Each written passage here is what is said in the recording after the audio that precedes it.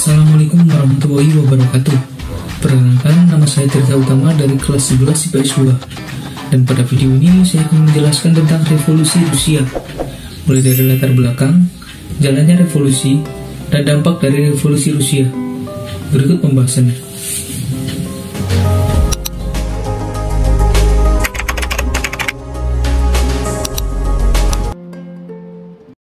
Sebelum pecahnya revolusi, Rusia adalah sebuah kekaisaran. Kekaisaran Rusia adalah salah satu monarki terluas yang pernah ada dalam sejarah dunia, dengan luas daratan yang hanya bisa dilampaui oleh Imperium Britania dan Kekaisaran Mongolia. Sayangnya, dibandingkan negara-negara besar Eropa lainnya, Kekaisaran Rusia telat mengalami modernisasi dan industrialisasi. Kekalahan Rusia melawan Jepang pada tahun 1905 membuktikan bahwa Rusia adalah monarki besar tetapi keropos. Tsar Nicholas II adalah kaisar terakhir Rusia sebelum revolusi menggulingkannya dan mengubah bentuk pemerintahan Rusia. Secara umum, revolusi Rusia dilatar belakangi oleh faktor sebagai berikut. Pemerintahan yang reaksioner.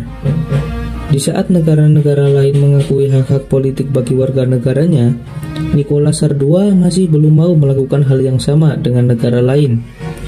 Tsar Nicholas II memang mengizinkan dibentuknya Duma atau lembaga perwakilan, tetapi keberadaan dari Duma hanyalah rekayasa politik. Pemilihan anggota Duma, pemilihannya tidak demokratis. Di masa pemerintahannya, tidak ada kebebasan berbicara dan berkumpul. Demonstrasi menuntut perbaikan hidup dihadapinya dengan kekerasan seperti terjadinya peristiwa Bloody Sunday. Peristiwa ini disebabkan karena adanya aksi protes oleh rakyat yang meminta keadilan kepada Tsar Nicholas II, sebab mereka diperlakukan secara tidak adil. Aksi ini memicu tewasnya 1.000 orang karena terjadi baku tembak antara aparat keamanan dan para demonstran pada Januari 1905. Selain itu, banyak lawan politiknya yang ditahan dan dibuang ke luar negeri. Salah satunya adalah Vladimir Lenin yang dibuang ke Siberia dan Swiss. Terjadinya kesenjangan sosial. Selain dilanda kelaparan, salah satu faktor yang semakin memicu terjadinya revolusi Rusia adalah adanya kesenjangan sosial antara kaum bangsawan dan rakyat. Gaya hidup bangsawan yang mewah berbanding terbalik dengan kehidupan rakyat yang serba kekurangan.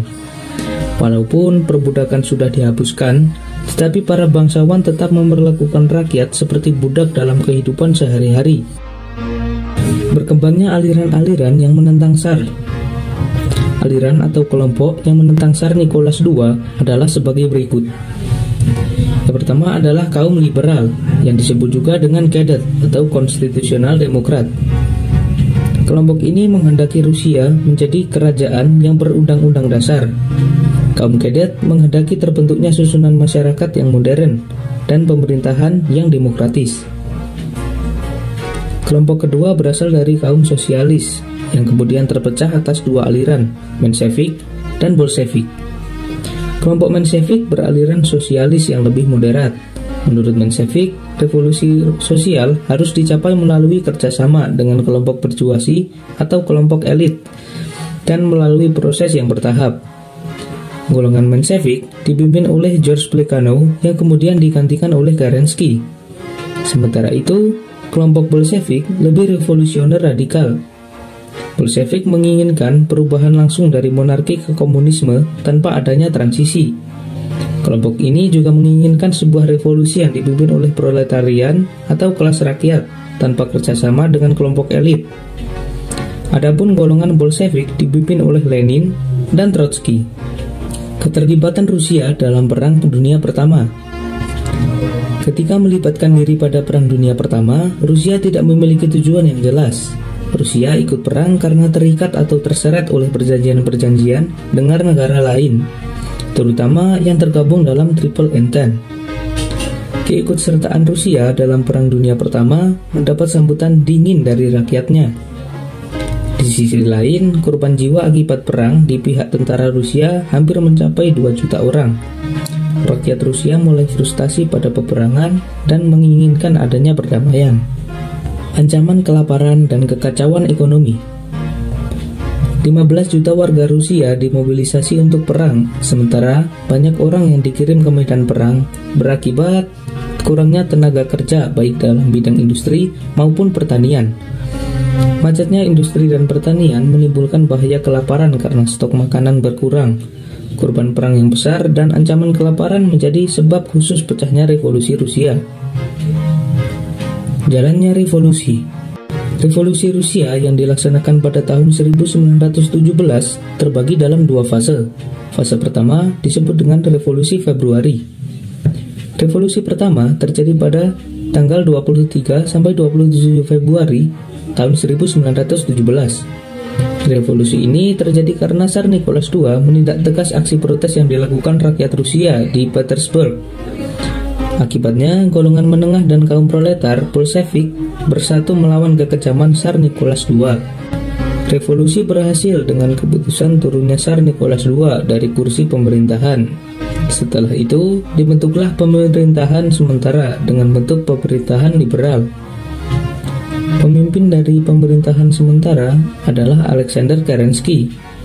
Program kaum Menshevik pertama-tama adalah menjunjung kembali kehormatan Rusia yang telah merosot karena kekalahan-kekalahan dalam perang, dan kemudian baru mengadakan perombakan dalam sistem pemerintahan dalam negeri. Bentuk negara pun diubah menjadi republik. Sayangnya, pemerintahan di bawah kelompok Menshevik gagal menghentikan perang dan memastikan ketersediaan stok pangan. Rakyat Rusia mulai kehilangan kepercayaan pada pemerintahan Menshevik. Memanfaatkan keadaan ini, kaum Bolshevik tampil ke hadapan dan memberikan janji-janji perdamaian serta pembagian bahan makanan dan tanah kepada rakyat. Revolusi fase kedua disebut Revolusi Oktober. Revolusi kedua yang terjadi pada Oktober 1917 disebut juga sebagai Revolusi Bolshevik. Revolusi ini terjadi karena adanya protes dari kelompok sosialis radikal atau Kadet. Kelompok tersebut beranggapan bahwa pemerintahan Alexander Kerensky dinilai lambat mewujudkan cita-cita rakyat Rusia. Partai Bolshevik di bawah kepemimpinan Vladimir Lenin berhasil meruntuhkan kepemimpinan Alexander Kerensky. Revolusi ini menjadi awal masuknya komunis di Rusia pada tanggal 30 Agustus 1922. Lenin membentuk Uni Soviet yang meliputi Republik Sosialis Soviet Rusia, Republik Sosial Federasi Soviet Transkaukasia, Ukraina, dan Republik Sosialis Soviet Belarusia. Pemerintahan Lenin kemudian digantikan oleh Joseph Stalin yang melakukan kebijakan politik tirai besi. Di masa pemerintahan Stalin, banyak negara-negara di Eropa Timur bergabung dalam Uni Soviet yang menyebabkan Uni Soviet menjadi negara komunis terbesar di dunia pada tahun 1922 sampai 1991. Lalu, apa saja pengaruh revolusi Rusia terhadap pergerakan kebangsaan Indonesia? Revolusi Rusia melahirkan paham komunis yang tersebar di beberapa negara seperti Cina dan Vietnam. Di Indonesia, paham komunis pernah masuk dengan berdirinya Partai Komunis. Paham komunis diperkenalkan oleh orang Belanda bernama Henk Snifflit yang lama tinggal di Rusia. Pada tahun 1914, Henk Snifflit mendirikan Indis Sosial Demokratis Vereniging atau ISDV. Melalui organisasi ini, dia mengembangkan paham komunis terutama di kalangan buruh.